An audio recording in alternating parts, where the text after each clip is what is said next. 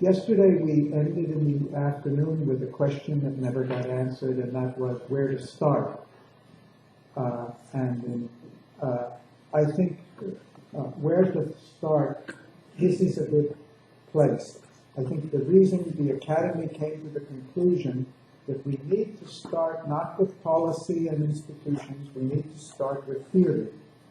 And if we're starting with theory, we need to understand, as Earth and both have said, that any theory is based on a conceptual framework, it's based on a social construction, it's based on implicit assumptions and implicit values.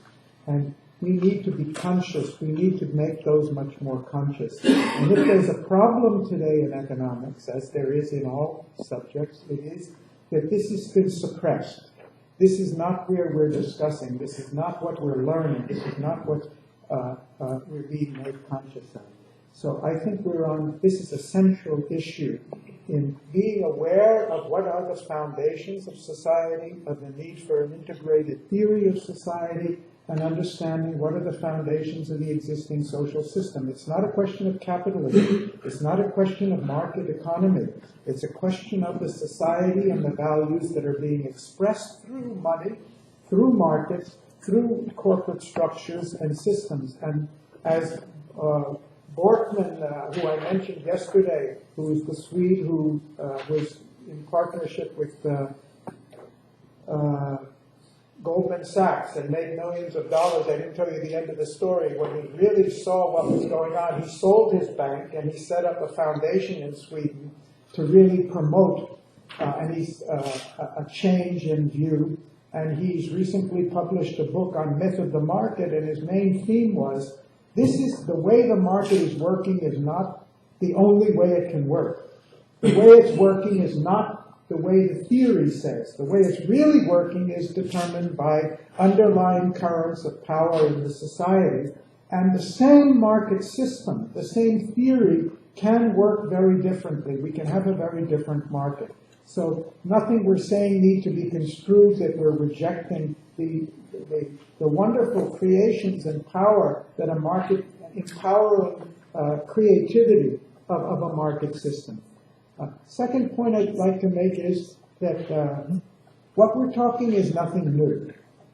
When we talk about evolutionary economics, my view, I use the term a little differently, but my view is we need to understand the present economic system in an evolutionary perspective. And it's not just an evolution of technology. It's not just an evolution from local to global. It's a social evolution. And what is that evolution?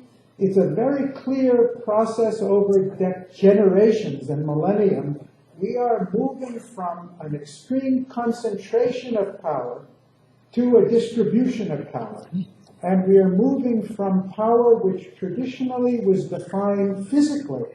Whoever is stronger, the rule of the jungle, the might is right, the military conqueror, who Britain built a worldwide empire on the capacity to take it.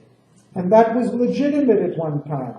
We've gone there, we've conquered them, we own it, and I mentioned Britain not to single them out, but since I lived in India so long, it's prominent in my mind. And we delegitimize the physical forms of power more and more.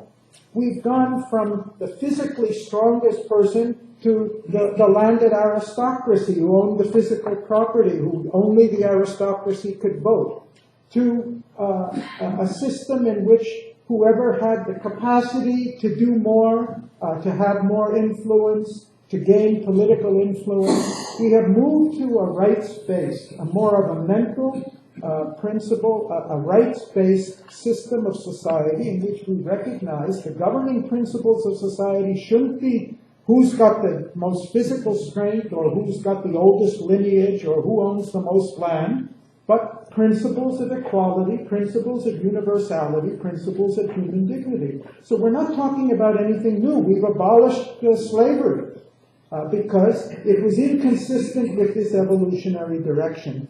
And therefore, an evolutionary economics should be seen in view of an evolutionary view of society, and I think the direction of that evolution is very clear. What's our problem today is that each movement in the evolution and the complexity of society not only spreads power as it has, the internet has distributed so much power, the mobile phone has distributed, democracy has distributed, but it's creating new forms of power. And when those new forms of power come, there is a tendency, a human tendency, for whoever can get it to take it and utilize it for their own advantage. And it takes different forms in different generations. And we see that today. I see it in developing countries, how the lower classes, when they get political influence, they make corruption a way of life because they're using the political system to gain enormous wealth and enormous illicit power in the society. We condemn corruption because it's illegal. But what we have today in Western society, supported by theory, is, as I think one or both of the speakers, we've got a plutocratic system in which legal seizure of power, a legal concentration of power, is supported by the legal system. In the U.S., our corporations have been given the rights to vote, or essentially the rights of voters, regardless of who owns the corporation, whether they're even American or not. We've got a tremendous concentration of economic power in the society, which is against the very fundamental principles of competition. And there's a lot of documentation of it, research to show how much that concentration is growing. The mergers and acquisitions show that. This is against the evolutionary direction. But unfortunately, we've got a theory that's, the neoliberal part of it is supporting something that's archaic, backward, against the evolutionary direction, and can only lead to social upheaval, social unrest, and increase in conflict until it's addressed. And as I mentioned yesterday, we've got the move from national to internet to global markets. It's created a wild west of lack of regulation, and that lack of regulation is being used by countries, by corporations, by wealth, to seize undue power. So I think we talked in the beginning, the first morning, about the need to look at not only economy as a physical system and a social system, it's based on consciousness.